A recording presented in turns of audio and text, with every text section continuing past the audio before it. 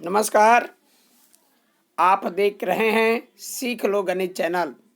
सामाजिक विज्ञान class 9th का ऑब्जेक्टिव क्वेश्चन जो 80 प्रश्न हैं उसके 40 प्रश्नों को मैं सॉल्व करूंगा, जिसका एग्जाम आपका होगा। तो चलिए, पहला क्वेश्चन, अमेरिका के प्रथम राष्ट्रपति कौन थे? अमेरिका के प्रथम राष्ट्रपति कौन थे? ऑप्शन दिया हुआ है George Washington, Abraham Lincoln, Roosevelt, Kennedy. तो सही जवाब है आपका पहला option George Washington. George Washington, A option A में। चलिए नेक्स्ट क्वेश्चन, 2 नंबर क्वेश्चन, किस संधि के द्वारा अमेरिकी स्वतंत्रता संग्राम समाप्त हुआ? किस संधि के द्वारा अमेरिकी स्वतंत्रता संग्राम समाप्त हो गया? लंदन संधि, पेरिस संधि, जेनेवा संधि, इसमें से कोई नहीं। तो सही जवाब होगा पेरिस संधि द्वारा अमेरिकी स्वतंत्रता संग्राम समाप्त हो गया। नेक्स्ट क्वेश्चन, चलिए तीसरा क्वेश्चन है, फ्रांस की क्रांति किस ईस्वी में हुई?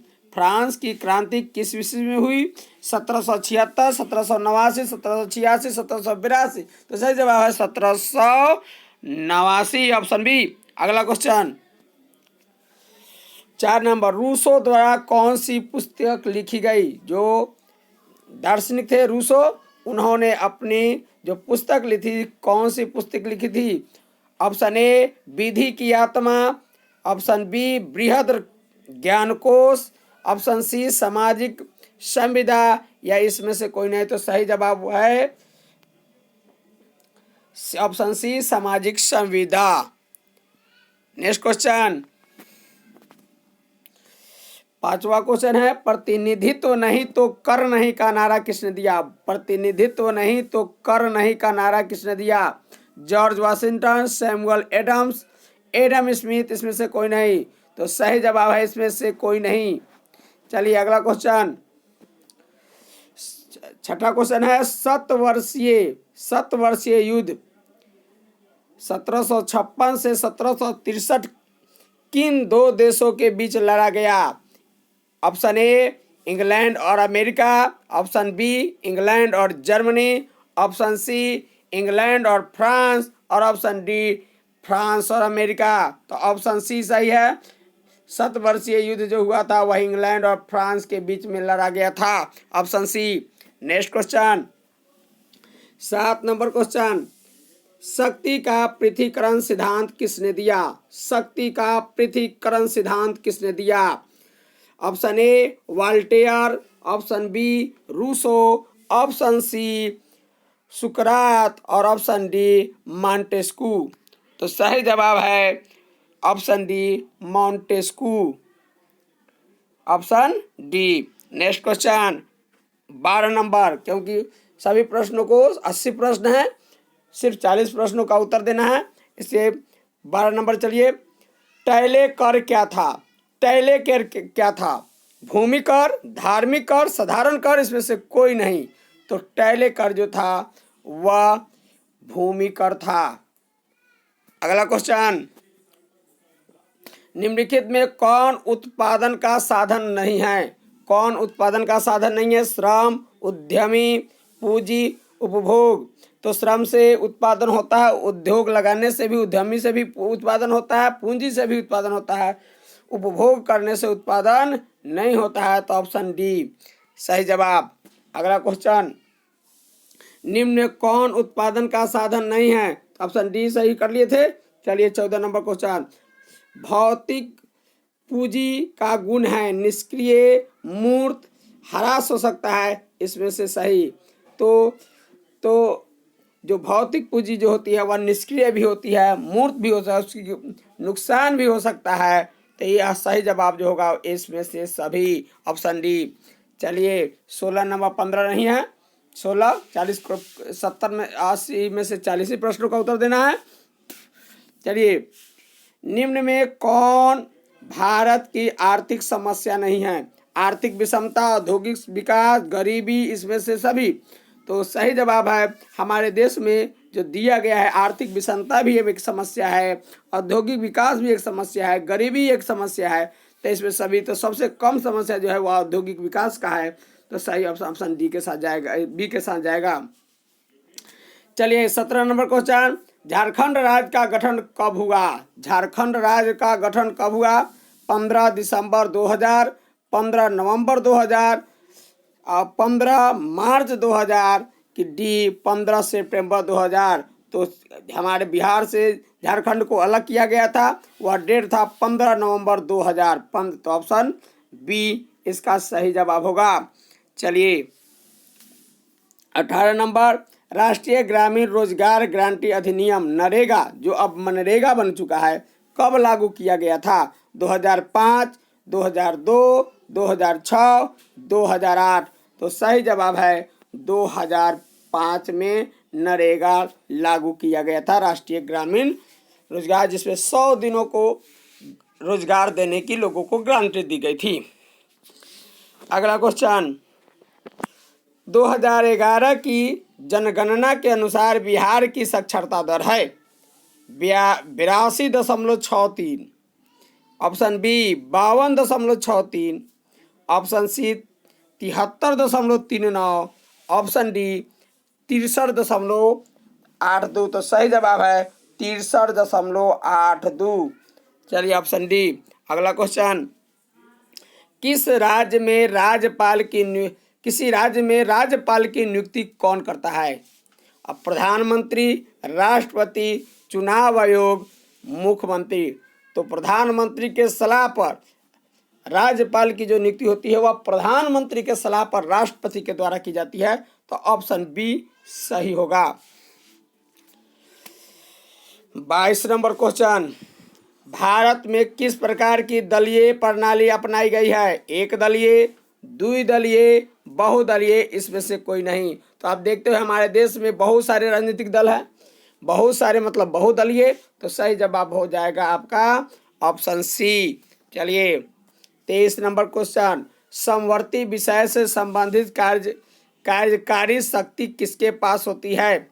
देखिए हमारे देश में अधिकारों की 3 सूची बनाई गई है, संघ सूची, राज्य सूची और समवर्ती सूची। संघ सूची में पूरा अधिकार केंद्र का होता है, राज्य सूची में पूरा अधिकार राज्य के पास होता है और समवर्ती सूची में दोनों का होता है। लेकिन विवाद की स्थिति में केंद्र सरकार की प्रधानता दी जाती है, केंद्र सरकार का निर्णय सर्वमान्य होता है। तो सही जवाब आपका होगा केंद्र के पास, ऑप्शन बी।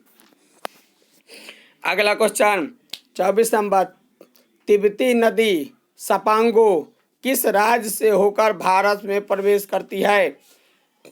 चीन से होकर जब भारत में आती है तो वह राज्य कौन है जहां से वह भारत में प्रवेश कर जाती है? पहला राज्य कौन है?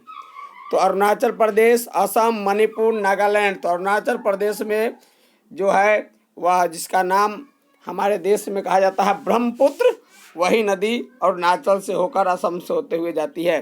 तो ऑप्शन ए सही जवाब। चलिए 25, निम्न में कौन भारत की सबसे लंबी नदी है? गंगा, नर्मदा, ब्रह्मपुत्र, गोदावरी। तो सबसे लंबी नदी हमारे देश की जो है वह गंगा है, सही जवाब ऑप्शन सी। 26 नंबर, किस नदी को वृद्ध गंगा कहा जाता है यानी बूढ़ा गंगा कहा जाता है? कृष्णा, महानदी, कावेरी, गोदावरी। तो सही जवाब गोदावरी को वृद्ध गंगा के नाम से जाना जाता है, गोदावरी, ऑप्शन डी। चलिए नेक्स्ट क्वेश्चन 27 नंबर क्वेश्चन है, भूटान की राजधानी कहाँ है?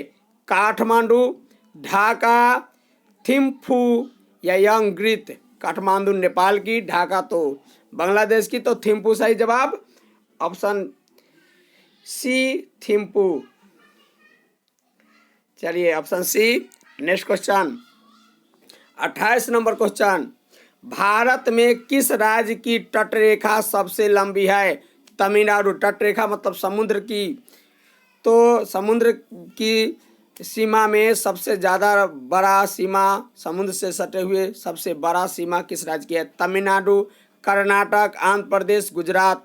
तो गुजरात की सबसे संपर्क में सबसे समुद्र के संपर्क में सबसे बड़ा तट रेखा इनको कहा जाएगा, तो गुजरात। Option D. अगला क्वेश्चन 29 नंबर क्वेश्चन, निम्न में किनका संबंध नदी द्वारा जमाव से है? जलोढ़ मिट्टी, लाल मिट्टी, काली मिट्टी, इसमें से कोई नहीं। तो देखिए नदियों के द्वारा जो बाढ़ आती है उनके द्वारा जो नई नई मिट्टी आती है उनसे जो मिट्टी बनती है उसे जलोढ़ मिट्टी जो काफ़ी उपजाऊ होती है। तो ऑप्शन ए जलोढ़ मिट्टी। आगे 30 नंबर क्वेश्चन, निम्नलिखित अक्षांशों में कौन भारत से होकर गुजरता है? विषुवत रेखा, अटलांटिक वृत्त, मकर रेखा, कर्क रेखा। तो भारत से होकर गुजरने वाली रेखाओं में कर्क रेखा है, ऑप्शन डी। चलिए अब 31 नंबर क्वेश्चन, लोकसभा का कार्यकाल कितने वर्षों का होता है? 2 वर्ष, 4 वर्ष, 5 वर्ष, 6 वर्ष। तो कार्यकाल माने वह कितना दिनों तक वह अधिकतम कार्य कर सकता है? तो वह है लोकसभा का अधिकतम कार्यकाल जो हो गया वह 5 साल का होता है। बीच में अगर किन्हीं परिस्थितियों की वजह से वह भंग हो सकती है, यानी कार्यकाल उनका कम हो सकता है, लेकिन 5 साल से ज़्यादा उनका कार्यकाल नहीं हो सकता। तो सही जवाब ऑप्शन सी।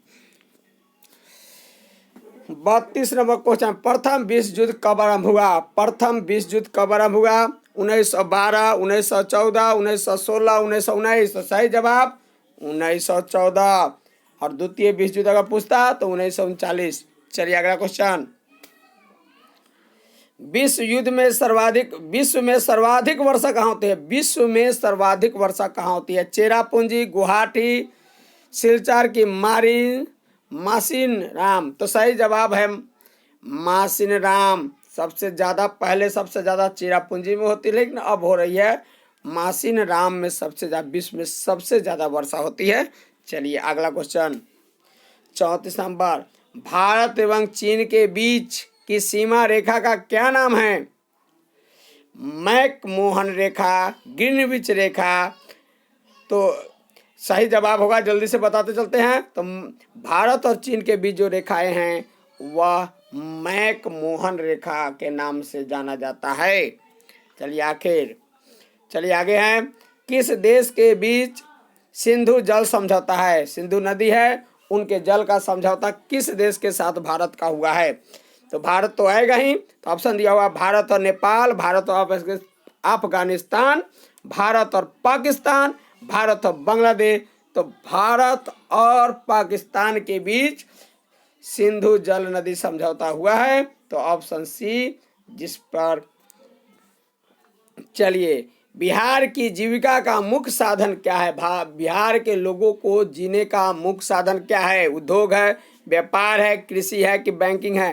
तो जानते हैं बिहार में न उद्योग हुआ न उतनी व्यापार ने फल फूल लिया, बैंकिंग तो व्यवस्था ही मत छोड़िए। तो कृषि जो है कुछ हद तक वह है, लेकिन यह भी बाढ़ और सुखाड़ से त्रस्त रहने वाली है। चलो कृषि। 39 नंबर क्वेश्चन, न्यूनतम समर्थक मूल्य का संबंध किस क्षेत्र से है? औद्योगिक क्षेत्र से, सेवा क्षेत्र से, कृषि क्षेत्र से? इसमें से कोई नहीं। एमएसपी इसको कहा जाता है। तो कृषि क्षेत्र कि न्यूनतम समर्थन मूल्य सरकार के द्वारा निर्धारित किए जाते हैं, उससे कम दामों पर अगर कोई खरीदता है तो वह गैर कानूनी होता है। तो सरकार उस रेट पर, कम से कम उस रेट पर किसानों को वह फसलों का मूल्य मुहैया कराती है। चलिए, अभी जो किसान आंदोलन चल रहा है यही एमएसपी है, जिसके तहत वह चाहते हैं कि एक कानून बन जाए जिसके तहत कोई अगर उससे कम एमएसपी यानी न्यूनतम समर्थन मूल्य से कम पर अगर कोई खरीदता है तो उन पर केस दर्ज हो, उन्हें जेल जाना पड़े। चलिए 40 नंबर, निम्न में कौन परमाणु ऊर्जा का केंद्र है? कैंगा, वाराणसी, दिल्ली, मेरठ। तो आप जानते हैं कि वाराणसी तो नहीं है, दिल्ली भी नहीं है, मेरठ भी नहीं है। तो कैंगा जो है परमाणु ऊर्जा का संयंत्र है। नेक्स्ट क्वेश्चन, 40 के ऊपर जा रहे हैं कि बीच में हम छोड़ दिए थे। 40 ही प्रश्नों का उत्तर देना है। प्रथम विश्व युद्ध में किसकी हार हुई?